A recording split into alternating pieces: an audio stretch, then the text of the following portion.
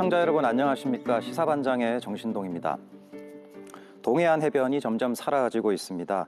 해안 침식 피해가 반복적으로 발생하는가 하면 최근에는 강릉 안인항과 남항진항에 모래 퇴적 현상이 일어나면서 새로운 문제로 부각되고 있습니다. 날로 심각해지는 해변 침식 문제, 오늘 시사반장에서 자세히 알아보겠습니다.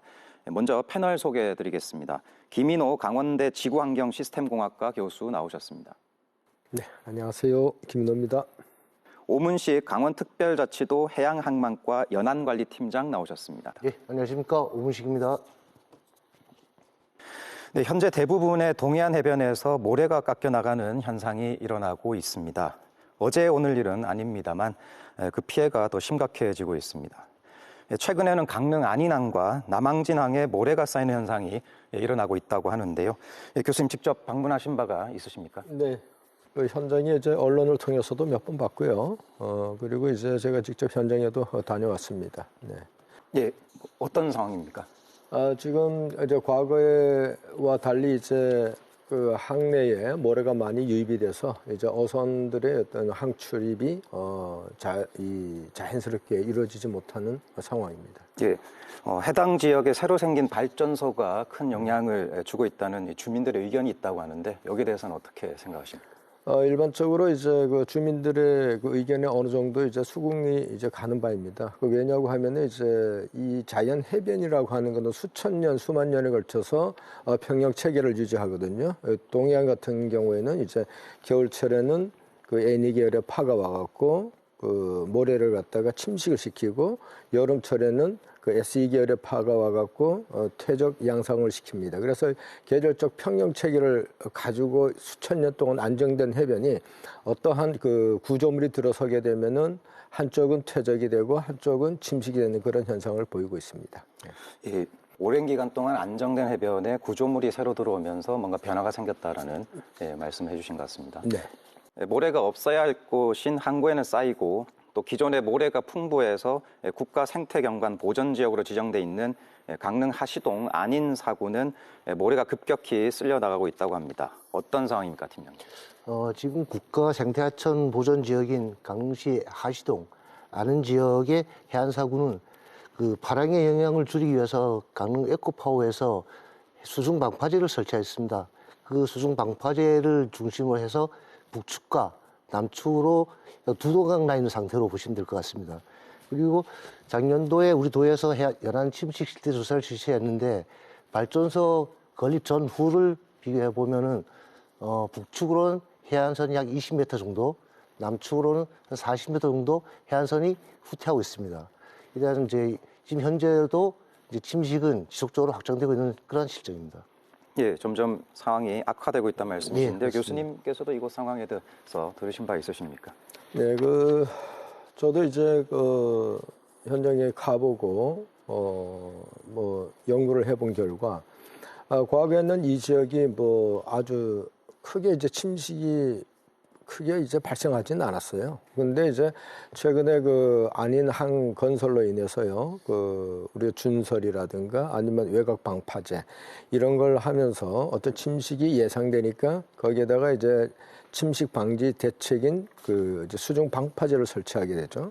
그 수중 방파제를 설치를 하게 되면은 그 수중 방파제 배후 지역은 증가를 하고 그 주변 지역은 또 침식이 발생하기 마련입니다. 그것이 어떤 모래 총량 개념에서 보게 되면 당연한 결과인데 이러한 결과에는 이제 안인항 이 화력발전소 건설 당시에 환경 영향 보고서에서도 이렇게 나왔었고요. 유사한 예로 이제 삼척 이 LNG 화력 호산 지역이죠. 화력 발전소가 건설됐을 당시에도 가곡천 남측 지역의 전 해변이 사라진 경우가 있습니다. 네. 예. 교수님께서 오랫동안 동해안 해변을 모니터링 하신 걸로 알고 있는데요. 전반적으로 이 동해안 해변 상황 자체를 어떻게 평가하고 계십니까? 지금 이제 그나마 이제 동해안의 그 연안 정비 사업이요, 모니터링을 해왔습니다. 사실 이제 모니터링이라고 하는 것은 모니터링을 실시하면서 그걸 설계에 반영을 하거든요. 그래서 어떤 최적의 평면 배치를 이제 하는 이제 그러한 이 모니터링 역할인데 거기에서 이제 우리 등급 평가를 하게 됩니다. 등급 평가 결과 최근 3년간 보게 되면 그 A, B, C, D 등급을 하게 되는데요. 2021년에는 우려되고 심각한 지역이 한 73% 정도 됐었고요. 그 다음에 22년도에는 58%, 23년도에는 53%로 약간 이제 줄어들고 있습니다. 이러한 줄어드는 것은 어떤 그 작년에 이 파랑이 또 감소한 역할도 있고요. 그 다음에 연안 정비 사업의 어떤 효과로 좀 더 침식 지역이 많이 줄어든 결과라고 볼 수가 있습니다. 예, 여러 가지 원인이 있겠습니다만 교수님께서 보시기에 주요한 원인이 어디에 있다고 보고 계십니까? 그 해안 침식, 이제 동해안 전반적인 이제 해안 침식을 얘기한다고 하면은 이제 가장 큰 게 이제 최근에 보면 이제 기후 변화가 심각하게 좀 이 해수면 상승이 발생하고 있어요. 과거 30년 그 해수면 그 상승률을 보게 되면 그 파랑 에너지나 파랑 이 상승률을 보게 되면은 한 3.5 정도 됐었는데 최근 10년간 평균을 하게 되면 5mm 이상 이제 크게 나타나고 있다는 거죠. 이러한 해양 환경이 급격하게 그 변하기 때문에 침식이 크게 발생하는 것도 있고요. 그다음에 이제 동해안에 이제 많은 개발이 이루어지고 있습니다. 이러한 개발이 이제 특히 보게 되면 이제 화력발전소, 삼척에 보면 맹방 지역의 화력발전소, 여기 강릉 지역에 보면 안현 화력발전소, 그다음에 동해안 3단계, 그다음에 LNG, 삼척 지역의 LNG 이러한 대규모 개발이 일어남으로 인해 갖고 조금 전에 말씀드렸습니다마는 그 수천 년에 걸쳐서 안정된 해변이 어떤 구조물이 들어섬으로 인해 갖고 침식이 발생하게 되는 거죠. 어떤 평형 체계가 붕괴됐다고 볼 수가 있습니다. 예, 기후변화 말씀해 주셨고요. 해수면이 상승했는데 최근에 그게 좀 더 심각해지고 있다는 말씀해 주셨습니다. 또 발전소 개발도 말씀해 주셨는데요. 특별히 그 동해안에서 이런 해안 침식이 더 많이 일어나는 이유는 어떻게 보고 계십니까? 동해안에 이제 더 많이 일어나는 그 경우는 사실 우리 이 모래가 움직이는 걸 갖다가 단위 표사계라고 하는데요. 우리 동해안 같은 경우에는 이 백두대간하고 동해안하고 평균 이격거리가 한 5 내지 한 6km 정도밖에 되지 않아요. 그러다 보니까 높은 산에서 그러니까 하상 이 경사가 급하게 되죠. 그러다 보면 이 토사가 바다로 쓸려 내려와서 공급이 되는데 이러한 토사 공급이 원활하지 못하다는 거예요. 그러한 이유는 우리 저수지나 아니면 댐, 그 다음에 수중보를 만드는데 이것은 순기능 측면에서는 어떤 충분히 일리가 있는 얘기죠. 수전 확보를 해야 되고, 뭐 농업용수, 공업용수를 확보를 해야 되니까. 근데 역기능 측면에서는 이런 토사가 그러한 구조물로 인해서 바다로 공급이 되지 않는다는 거예요. 그러한 것이 이제 그럼 역기능이라고 볼 수가 있습니다. 또한 하나의 대표적인 원인이라고 하면은 지금 이제 각 지자체 단체장들이 이제 뭐 동해안의 낭만 가도 이런 식으로 개발을 하고 있는데 대부분이 사구 지역에다가 해안도로를 만들고 있는 거예요. 이러한 해안도로를 갖다가 사구 지역에 설치를 하게 되게 되면 거기서 완충구역이 사라지게 되는 겁니다. 그러다 보니까 침식을 이제 가중시키는 그 인자가 되는 거죠. 예. 토사 공급이 원활하지 못하다는 점, 그리고 무분별한 또 해안 도로 개발 문제도 좀 말씀해 주셨습니다. 기후변화로 해안 침식을 부추기는 너울성 파도가 치는 기간도 또 점점 길어지고 있다고 하는데 실제로 그런 상황입니까? 네, 그렇죠. 이제 너울성 파도가 이제 과거에는 뭐 한 3, 4일 정도 이제 지속이 됐거든요. 그런데 전체적으로 과거와 전체적으로 비교를 해봤을 때는 크게 약간은 증가를 한 건 사실이에요. 그런데 전반적으로 봐서는 이제 탁월하게 이제 증가한 건 아닌데, 그런 측면에서 이제 어떤 특이 현상이 이제 발생하는 거는, 빈도도 증가하지만 강도가 증가한다는 거예요. 그 인텐시티가. 그 다음에 이제 한번 너울성 파도가 오면은 한 4, 5일 이 정도 왔다가 쉬는 시간이 있으면 다시 회복할 그러한 이제 시간적 여유가 있는데 이것이 장기간 저희들이 관측한 결과에 보면 약 한 15일 이상 지속되는 경우도 있죠. 이것은 회복할 그런 시간적 여유를 주지 않는다는 겁니다. 그래서 이제 먼 바다, 우리가 이제 모래 이동한 게 수심이라 하는데요. 그 이쪽으로도 이제 모래를 끌고 갈 가능성이 크다는 겁니다. 예, 예. 이 너울성 파도의 빈도와 강도도 상당히 세졌다는 말씀해 주셨습니다. 네. 지속 시간도 이제 그렇다는 거죠. 예, 예. 네. 하천수를 이용하기 위해 강에 설치된 보나 댐도 해안 침식에 영향을 줄 수 있다고 하는데 이건 어떤 이유 때문인 겁니까? 하천수 우리 조금 전에 말씀드렸습니다만 우리가 모래수지라고 하죠. 다시 말해서 이제 샌드 버젯이라고 하는데 동해안의 대부분의 그 모래, 이 해변 모래를 갖다가 백사장을 구성하는 것은 하천으로부터 공급되고 있다는 거예요. 그런데 이러한 하천에 수중보가 설치되고 댐이 설치가 되게 되면은 토사 공급이 안 된다는 거죠. 그래서 전반적인 이제 모래 부족 현상으로 인해서 청량 개념서 보면 이제 모래 부족 현상이로 인해서 이제 발생한다고 볼 수가 있습니다. 예, 하천으로부터의 또 모래 공급에 문제가 생긴다는 네네. 말씀을 해주신 것 같고요. 물길을 가로막은 항구의 방파제가 조류의 흐름을 바꾸면서 침식이 더 심해졌다는 지적도 있습니다. 그러면서 다른 침식 방지 시설물이 다시 생기고 인공 시설물들만 늘고 있다라는 지적이 있는데요. 그래서 이 침식을 자연현상의 일부로 받아들여서 자생적인 복원이 이루어지도록 비시설물 공법을 확대하자는 목소리가 크다고 합니다. 이 비시설물 공법은 어떤 게 있고 또 그렇게 하기 위해서는 어떤 준비가 필요한 상황입니까?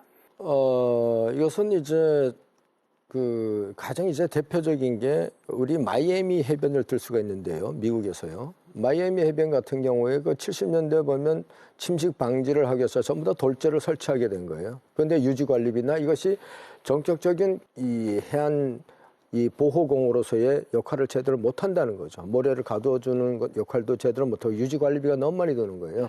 그래서 이제 거기 이제 우리 로버트 딘 교수님 이제 타계하셨습니다만 그 교수님께서도 이제 직접 제언을 하시고 한 것이 양빈공법으로 가자고 한 거예요. 이제 샌드 나리시먼트라고 하는데요. 모래를 다른 지역에 있는 모래를 갖다가 부족한 양만큼 채워주는 것입니다. 그래서 이제 그러한 인위적인 모래를 갖다가 다시 공급해 주는 것을 갖다 양빈이라고 하고요. 이것이 전 세계적인 트렌드고요. 그다음에 최근 이제 안인 같은 경우는 하나 대안을 내세울 수 있다라고 하게 되면 어떤 그 수중 방파제가 있으면은 방파제 이 북측 남측으로 한쪽은 쌓이고 어느 쪽은 침식이 발생하게 된 거잖아요. 그러면 많이 쌓인 곳에 우회 양빈을 하자는 거죠. 다시 말해서 샌드 바이패싱이라고 하게 되는데요. 쌓인 모래를 갖다 지속적으로 공급해 주면은 그것도 하나의 공법이라고 이제 볼 수가 있겠죠. 예, 인위적으로 모래를 채우는 방법 얘기해 주셨습니다. 개발로 인한 침식은 계속해서 나오는 원인입니다. 동해안의 경우 해안도로도 굉장히 가깝고 사람의 욕심 때문에 점점 바다 가까운 곳으로 가고 있다는 평이 있는데요. 개발이 불가피하다라면 이 해안 개발을 할 때 체계적인 해양 공간에 대한 배치가 있어야 하지 않을까 싶은데요. 관련 법령이 있는 상황입니까, 팀장님? 예, 그 해양 공간의 지속적인 이용이라든가 개발, 그 다음에 보존에 대한 이제 계획 수립을 위한 그 해양을 풍요롭게 이제 삶의 터전을 가꾸기 위해서 해양 공간 계획 및 관리에 관한 법률이 2021년도에 시행되고 있습니다. 이 법에 따라 갖고 해양 공간 계획과 관리 계획 등을 이제 수립해가지고 저희가 해양 이용 개발 계획이라든가 수립할 때 또 병행할 시에는 해양 공간 계획에 적합한지 그런 부분을 부합적이 맞는지 그런 부분에 해양수산부와 사전 협의를 거쳐갖고 해양 이용 개발 계획을 하고 있습니다. 예, 해양 개발에 대한 제도적 상황 어떻게 보고 계십니까? 지금 뭐 정부에서 많이 이 제도적으로 하고 있지만 우리 사실 연안계획법이라는 게 사실 다른 법에 비해서 좀 밑에 처져 있어요.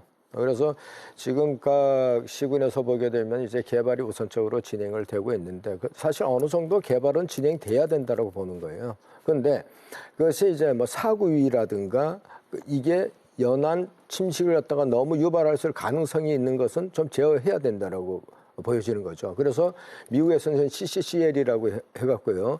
해안 이제 건설 통제선이라는 게 있습니다. 이러한 해안선에서는 절대적으로 인허가 시에 도시계획법 시에요. 인허가를 해주지 않는다라는 거죠.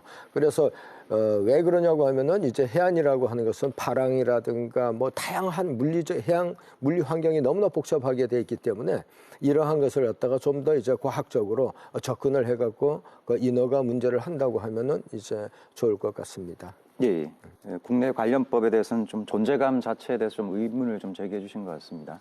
예. 어떤 개발이 이루어졌을 때 해안이 어떻게 반응하는 것인가, 어떤 구조물을 들어왔을 때 이 해안이 적절하게 잘 유지될 수 있는가, 이러한 데이터들이 쌓이면 좋겠는데요. 교수님, 우리나라 이 해안 침식과 관련된 기술 수준 어느 정도라고 이야기할 수 있습니까? 사실 이 분야에 대해서는 지금 사실 좀 할 얘기가 많은데요. 좀 민감한 부분도 있기 때문에 현실적으로 좀 얘기를 한다고 하면 지금 전 세계 이제 최고라고 하면 미국이 되겠죠. 모든 게 이제 기준이 미국이 되는데 미국 기준으로 해갖고 그 EU 지역에서는 한 96%의 이제 실력 기술 그 실력을 가지고 있고요. 일본에서 한 85%, 중국이 76.8% 이게 킴스트에서 나온 보고서입니다. 그다음 우리나라는 중국보다 못한 한 74% 정도 되는 거예요. 그래서 EU가 이제 가장 이제 가깝게 추격을 하고 있고 우리나라는 아주 미국에 비해서 상당히 한 5년 4개월 정도 뒤처져 있다고 볼 수가 있겠습니다. 예, 미국과 유럽연합, 일본, 중국 그리고 또 한국이 그 뒤를 쫓아가는 형국이라고 말씀해 주신 것 같습니다. 강원도는 해양 침식의 원인 규명과 효과적인 대응 방안을 마련하기 위해서 자체적으로 해안 침식 실태 조사를 하고 있습니다. 지난해 동해안 해변의 해안 침식 실태 조사 결과는 어땠습니까? 저희가 매년마다 이제 연안 침식 실태 조사를 하고 있습니다. 그 실태 조사는 해변 폭이라든가 해변의 그 단면적 변화, 침식의 안정률, 그다음에 부침식, 그다음에 배후지 취약성 등 총 5개 분야에 대해 가지고 평가 항목을 하고 있습니다. 총 저희는 102개 해변을 대상하고 있고요. 작년도 같은 경우 저희가 연안 침식 실태 조사를 실시한 결과 양호한 A등급 같은 경우는 7개소, 그다음에 보통인 B등급은 40개소, 우려인 C등급은 47개소, 그다음에 심각한 D등급이 7개소로 나타났습니다. 아까 잠깐 교수님께서 말씀하셨지만 그동안 이제 연안 정비 사업이라든가 지속적인 이제 관점에 따라 가지고 우신율은 53%지만은 점차 단면적이라든가 그런 정비 사업으로 인해 가지고 전체적으로 침식 등급은 상향된 상황입니다. 예. A, B, C, D가 구체적으로 어떤 상태를 말하는 건지 일단 궁금하고요. 또 무엇보다 이 정확한 진단이 중요할 것 같은데 실태조사 방법은 어떻게 행해지고 있습니까? 연안 침식 실태조사는 이제 A, B, C, D 이제 4개 등급으로 하고 있습니다. 우선 이제 A인 양호 등급 같은 경우는 안정적으로 퇴적이 일어나가지고 백사장이 잘 보존된 상황으로 이제 재난으로부터 비교적 안전한 상황인 그런 해변이 되겠습니다. 그리고 B등급인 이제 보통 등급은 침퇴적 현상이 일어나고 있지만은 안정적으로 해변은 유지되고 있습니다.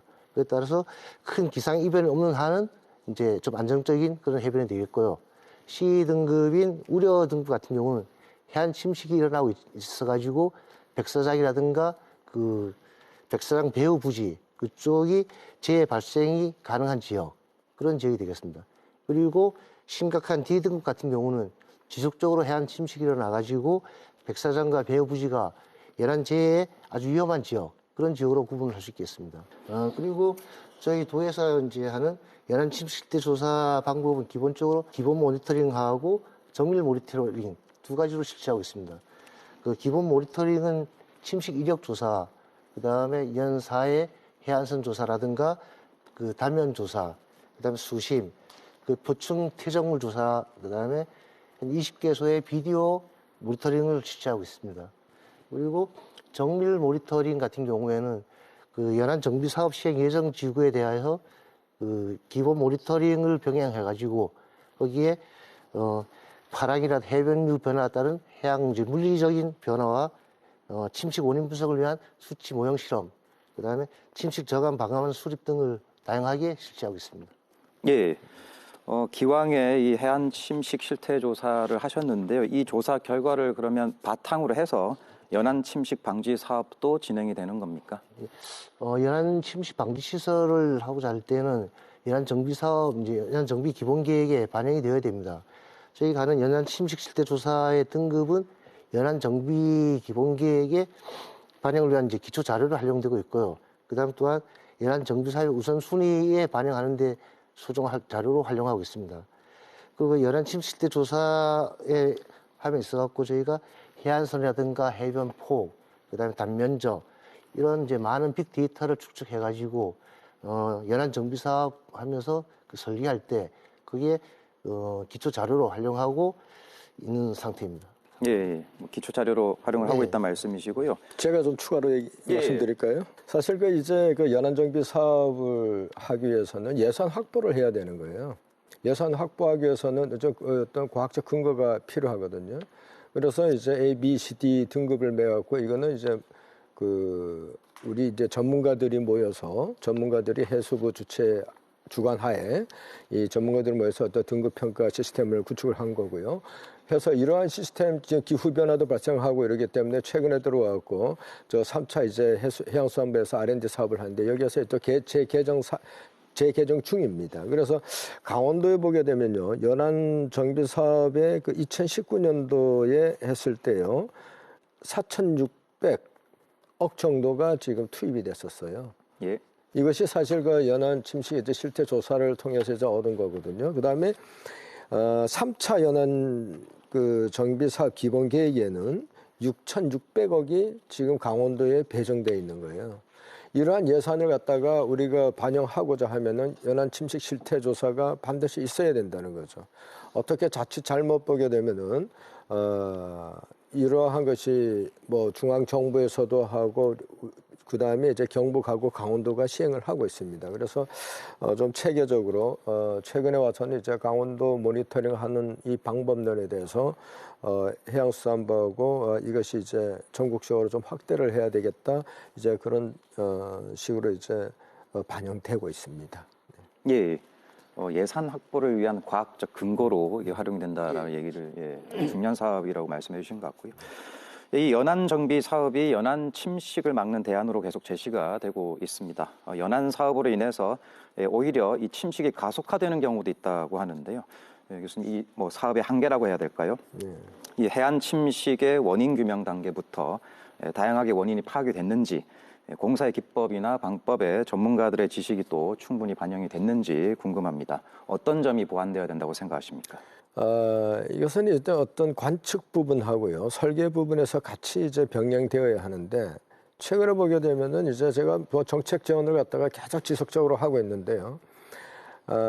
사실 우리나라 모니터링을 함에 있어갖고 이것이 실태조사죠. 모니터링을 함에 있어갖고 이것이 뭐 계속 뭐 얘기가 많이 나오고 있는데요.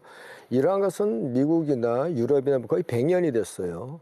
100년 이상 하는데 우리나라는 약 한 20년 조금 넘었다라는 거죠. 그래서 이런 걸 갖다 수행을 하고 있는데 이러한 그나마 이걸 통해서 지금 엄청난 실력 이 격차가 줄어든 거예요. 그래서 침식 원인 그 해결을 위해서 과학적 분석을 통한다는 거죠. 충분한 조사를 통해서요. 그래서 지금 설계 당시에서도 이걸 충분히 고려를 해야 되는데, 과거의 가장 큰 문제점은 이러한 과학적 근거 없이 그냥 구조물 항만 시설하듯이 설계를 했다는 겁니다. 그러다 보니까 2차 침식이 발생을 하게 되고 또 다른 구조물이 들어서게 되고, 그러다 보니까 이것이 지속적인 국가 예산 낭비로 이어질 수밖에 없다는 거죠. 그게 만약에 큰 예산을 200억 이상 규모의 예산이라고 하면 중앙정부가 다 하게 됩니다만, 강원도에서 200억 이상이 하는 강원도 매칭 펀드 들어가거든요. 30%. 그러다 보니까 강원도에서도 지방 그 행정 그 부분의 재정도 계속 이제 약화를 시킬 수가 있는 부분입니다. 그러다 보니까 어떤 과학적 좀 더 이제 체계적인 그런 방법을 동원해서요, 어떤 연안 침식을 대안을 내세운다고 하게 되면은 중앙이든 아니면 지방 정부든 예산 절감에 매우 큰 효과가 있지 않을까 싶습니다. 예. 보완점을 말씀해 주셨고요. 이 연안 정비 사업 후에 자연 회복이 불가능하다라는 이야기가 있는데, 가능하지 않은 이유가 있다면 어떤 이유 때문인 겁니까? 제가 이제 모두에 말씀드렸습니다만은 그 해안이라고 하는 것은 수천 년에 걸쳐서 어떤 뭐 깎여 나가고 퇴적이 되고 이래서 이제 만들어진 거예요. 그런데 이러한 것이 어떤 구조물이 들어서게 되면은 사실 우리도 뭐 어디 상처가 나면 어떻게 되죠? 여기서 뭐 이상하게 뭐 달리 되잖아요. 몸도 이제 그렇듯이 그러면은 이제 새로운 평행 체계를 찾아간다는 거죠. 그래서 원상복귀는 힘들지만 새로운 평형 체계는 찾아간다는 겁니다. 그런데 우리 일반적인 시민들은 내가 살던 집, 내가 살던 고향 이런 데서 똑같이 원상복귀를 원하는데, 이러한 부분은 이제 우리 국민들도 어느 정도 이제 수용을 해야 되는 것이요. 물론 이제 개발을 당신들께서 요구를 해놓고 그다음에 내 집 앞에 뭐 항만 시설 뭘 해달라고 요구를 했습니다. 그러다 보면 해안선 변화는 불가피한 거예요. 근데 원하지 않는 경우도 있을 때는 이제 정부에 강력히 요구를 해야 되겠죠. 아니면 원인자한테 얘기를 해야 되는 경우도 있죠. 다시 말해서 국가가 만약에 개발하는 부분이라고 하면 국가에 요구를 해야 되고요. 우리 만약에 기업체라든가 이런 데서 해서 발생한 것은 기업체에서 이제 원인자 부담으로 해결해야 되는 겁니다. 그래서 그런 부분을 갖다가 좀 말씀드리고 싶습니다. 예. 예. 완전한 원상복구 자체는 어렵다. 예, 이건 뭐 당연한 현상이라고 좀 설명해 주셨습니다. 예, 앞서 잠깐 언급했습니다만 강릉 하시동 아닌 해안 사구는 우리가 보존해야 할 생태 경관 보전 지역입니다. 더 이상은 망가지지 않도록 보완할 수 있는 대형 체계를 구축해야 하지 않을까 생각이 듭니다. 피해를 최소화할 수 있는 전략은 결국 국가에서 수립해야 하지 않을까 싶은데요. 아무래도 지자체는 재정도 열악하고 부담이 될 수밖에 없고요. 재정 관련해서 어떻게 보고 계십니까, 교수님? 지금 연안정비 사업이 지방 재정에 보게 되면은 3을 갖다가 분담을 하게 됐어요. 이것이 무슨 얘기냐고 하면 이 해안이라고 하는 것은 우리 강원도민만 사용하는 것이 아니라 전 국민이 사용을 하게 되는 것이라는 거죠. 그래서 전 국민의 그 휴식처이자 그다음에 이제 레크레이션 공간이라는 거죠. 그래서 전 국민이 이용하는 측면을 본다고 하게 되면은 이 해안 관리는 거의 뭐 좀 상향 중앙정부 재정을 갖다 좀 상향시키든가 아니면은 전적으로 국가에서 부담을 해줬으면 국토 보존 차원에서 국가가 이 분담해줬으면 이제 하는 바람입니다. 예, 해양 관리는 단순한 동해안 인근 지역의 문제가 아니라 국토 전체 보존의 차원에서 접근해야 된다는 말씀이신데요. 이 강원도청 차원에서도 혹시 뭐 해수부나 또 환경부와 논의가 진행되고 있는 것이 있습니까? 지금 그 생태경관 보전지역 그 관리청인 그 환경부 그 원주지방 환경청에서는 그 아닌 사구 이제 관리를 위해 가지고 그 유관기관이라든가 그 지역 주민 이해 당사자를 대상으로 해가지고 협의체를 구성한 걸로 알고 있습니다. 그리고 작년 3월에 그 협의체에서 그쪽 워낙 침식이 많이 나다 보니까 돌제 6기를 이제 조성하는 걸로 그렇게 협의가 돼가지고 현재 침식 방지 시설을 하고 있습니다. 그 침식 방지 시설이 이제 다 완료가 되면은 강릉 에코파워 발전소에서 그 일정 기간 모니터링을 해야 되겠죠. 모니터링한 결과를 가지고 그 추가적으로 나중에 어떤 그 금년 내에 어떤 대형 조치를 하고자 하는 그런 계획을 갖고 있는 걸로 알고 있습니다. 예, 그 계획이 잘 실현되기를 기원하겠습니다. 국가에서도 10년마다 연안정비 기본계획을 수립하는 것으로 알고 있습니다. 현재 제3차 연안정비 기본계획이 추진되고 있다고 하는데요. 추진 방향은 무엇이고 또 강원도 연안정비 사업에는 어떤 것들이 포함되어 있습니까? 제3차 연안 정비 기본계획의 추진 방향은 우선 이제 연안의 재해 피해에 대한 유형별로 이제 단계적으로 대응하는 방향과 그다음에 기존에는 이제 사후에 복구를 했었지만 지금 사후 복구 개념을 좀 탈피해 가지고 종합적으로 아니면 또 선제적으로 재해 예방을 도모를 통한 그 재해 강한 연안 공간을 조성하는 게 첫째 목표가 되겠습니다. 두 번째로는 그 재해 예방을 위해서 친환경적인 이제 공법을 확대하고 그다음에 신규 모델 도입을 통한 재해 대응의 다각적을 통해서 미래의 기후 변화에 대처하는 그 연안 적응 능력 강화가 되겠습니다. 그리고 마지막 세 번째로는 그 연안 지역이 국민들이 이제 접근하기 쉽고 이용하기 쉬운 어떤 친수 공간을 이제 조성해가지고 그 연안 가치를 이제 제고하는 그런 게 이제 목표를 잡고 있습니다. 그리고 우리 강원도의 그 제3차 연안 정비 사업은 총 이제 사업량은 43개소가 되겠습니다. 43개소 아까 교수님께서 잠깐 언급하셨지만 총 사업이 한 6,600억 정도 되고요. 그다음에 그 국가에서 200억 이상 그 사업은 대규모 사업은 국가에서 이제 시행을 하고 있습니다. 그 사업은 16개소가 되겠습니다. 그리고 강원도 이제 삼척의 월천 맹방지구의 2개 지구에 대해서는 민자 사업으로 추진되고 있고요. 그다음에 그 지자체 사는 25개 그 사업에 대해서 가지고는 연안 침식 실태 조사를 통한 그 등급 기준에 의해 가지고 연안 정비 사업 우선순위를 조정하고 있습니다. 예. 최근에는 국민 안심 해안 사업도 실시한다는 이야기가 있던데 이건 어떤 사업입니까? 국민 안심 해안 사업은 이제 연안 재해 위험성이 높은 해안 지역을 완충 구역을 이제 확보하는 겁니다. 그 완충 구역을 확보해 가지고 재해를 근본적으로 이제 해결하기 위한 새로운 개념의 연안 정비 사업이 되겠습니다. 일단 기본적으로 위험성이 높은 재해 지역을 그 해변에 있는 토지를 매입하거나 정비를 통해 가지고 그 완충 공간을 국민 친환경적인 이제 공간으로 확보해서 국력에 더 주는 그런 시스템으로 보시면 될 것 같고요. 그동안 연안 정비 사업은 해양 그 침식 해안에 대한 인공 구조물 설치가 이제 다수였지만은 제3차 연안 정비 기본 계획 이제 수립에 있어 가지고는 그 재해 구역을 완충하는 그 프랑스라든가 미국 같이 선진국 같은 경우에는 그 토지를 매입해 가지고 새로 완충 구역을 이제 설정하는 차원이거든요. 거기에 우리 강원도 이제 그 순굿 해변에서 사근진 해변까지 시범적으로 1,500평방미터를 조성을 이제 총 사업비 한 220억을 투자해서 27년까지 그 안심 해변으로 조성할 계획으로 갖고 있습니다. 예, 알겠습니다. 개발과 보존이 어떻게 이루어져야 하는지 상당히 어려운 문제이긴 합니다. 그래서 해양수산부가 해안재해와 항만방제 등을 전문적으로 연구하는 연안방제연구센터 건립을 강릉에 추진했었는데요. 부지 문제로 논란이 많았습니다. 이와 관련해서 진전된 사항이 있습니까? 그동안 이제 우리 도에서는 그 동해안 연안 침식에 대해 선제적으로 대응하고자 그 연안 항만 방제센터 유치하고자 많은 노력을 기울였습니다. 그 결과 이제 그 건립 부지 무상 제공 조건으로 우리 도 유치하는 데 성공을 했습니다. 근데 문제는 이제 공유재산 관리 법령상의 그 임대 공유재산에는 연구시설물을 축소할 수 없어가지고 지금 현재는 사업 추진이 잠시 중단된 상태입니다.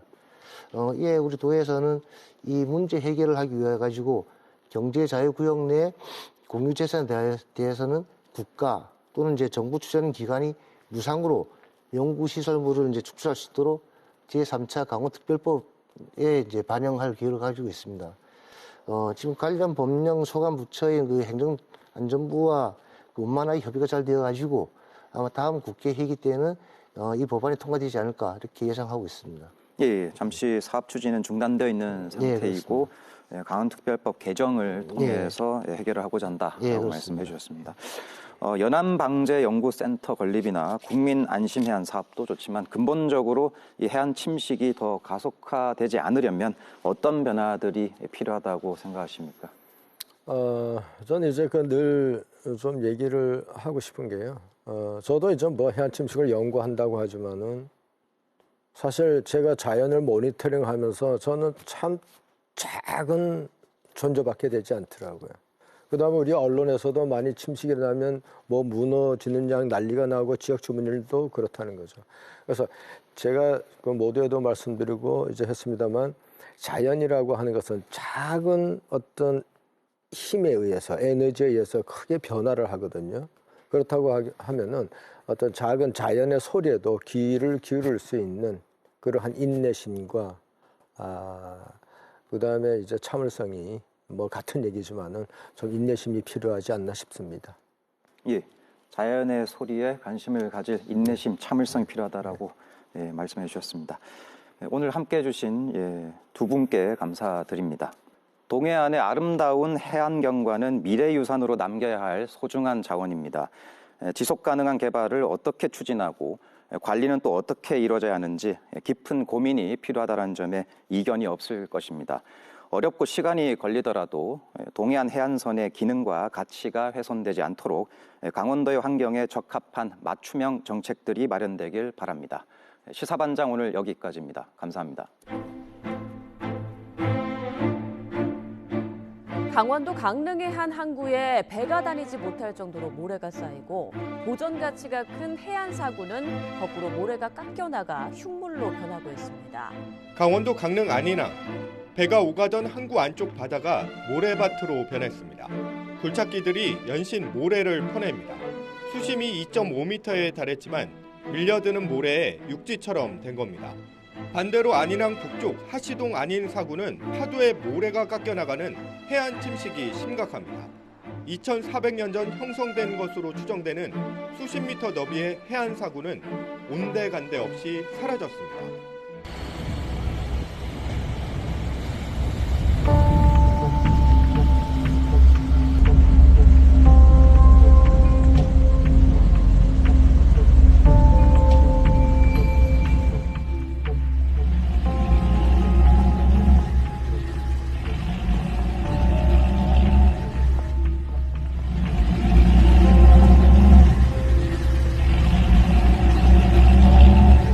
그 모래 백사장 밑을 이제 강제로 이제 밀고 나가는 거거든요. 조업을 나가려고 이제 모래 바닥에 배가 닿이는데 그냥 강제로 밀고 나가다 보니까 그 밑에 이제 뭐 축계라든가 아니면 그 밑에 뭐 배 바닥에 이제 파손이 굉장히 많이 되는 거죠, 지금은. 뭐 수리비도 뭐 수천만 원씩 막 나오고 배가 파손이 되니까 또 조업을 못 하지 않습니까? 그러니까 뭐 일거 이쪽 저쪽 다 이렇게 지금 어민들은 굉장히 많은 이제 피해를 보고 있는 거죠.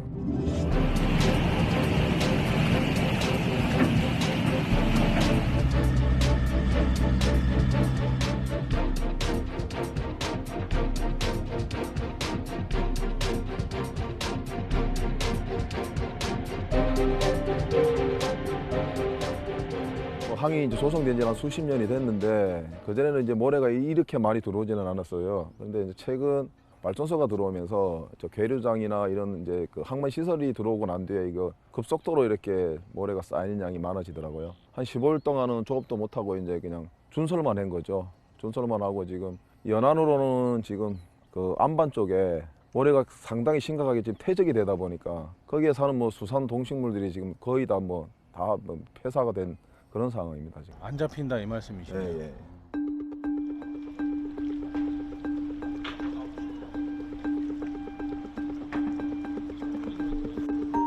모래 부쩍도 이 연안이 묻히는 모래가 들어오는 그게 굉장히 심하기 때문에 네네. 저희하고 이제 할 수 있는 양들이 점점 줄어든다고 봐야죠. 저희가 작업할 수 있는 양들이. 저는 뭐 정확한 그런 건 잘 모르지만 일단은 저쪽에 바깥쪽으로 강파제가 생김으로 인해서 물의 방향이라든가 해류가 바뀌다 보니까 아무래도 묻힐 수가 있는 상황인 것 같아요. 이게 약간씩은 변화는 있거든요. 묻혔다가 다시 파이고 하는 그런 바다 그런 변화는 있는데 이번 같은 경우는 올겨울은 저희 겨울에는 약간 작업을 쉬거든요. 봄에 나가보니까 거의 연안 쪽은 다 묻혔다고 보시는 게 안타깝죠. 네.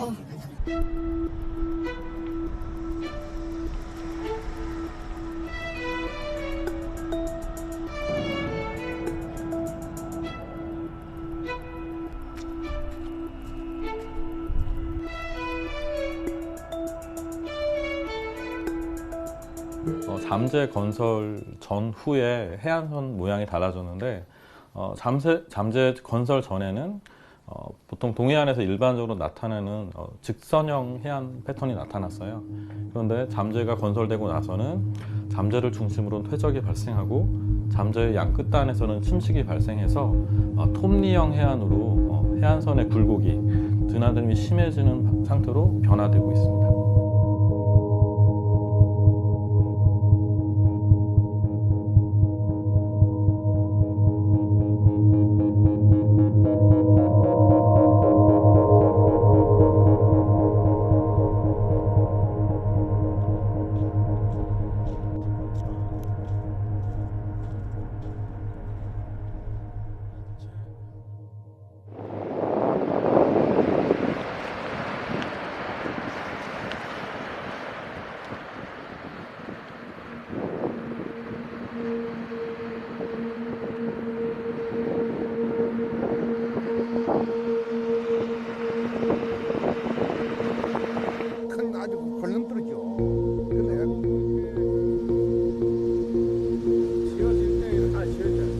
계속 밀고 들어갔잖아요. 그전에는 저 한 반쯤은 이게 통로가 났어요. 계속 뭐 몇십 년이고 저 절로 통로에 바다 다녔습니다. 갑자기 이게 저거 맞고 또 에코파워 때문에 이런 행사가 벌어지고 한강 안에가 이렇게 벌어지는 겁니다.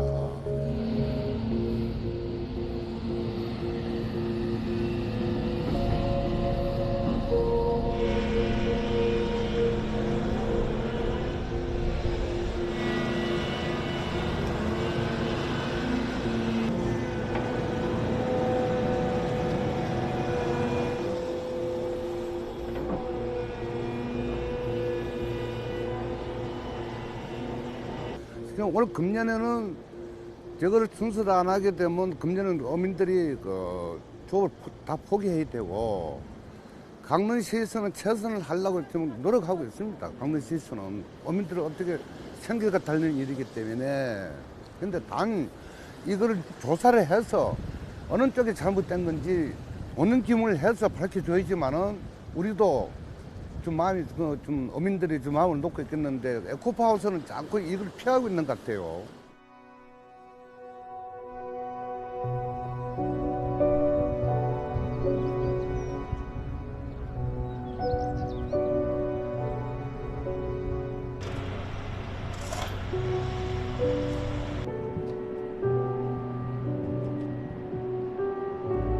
잘 살펴보면 이 해안은 서로 연결되어 있습니다. 강릉항부터 안목항까지는 사실 하나의 해안선이에요. 그래서 강릉항 건설 이후에 아래쪽에 있는 남항진 해변이 침식이 되면서 방파제를 만들었어요. 잠재를.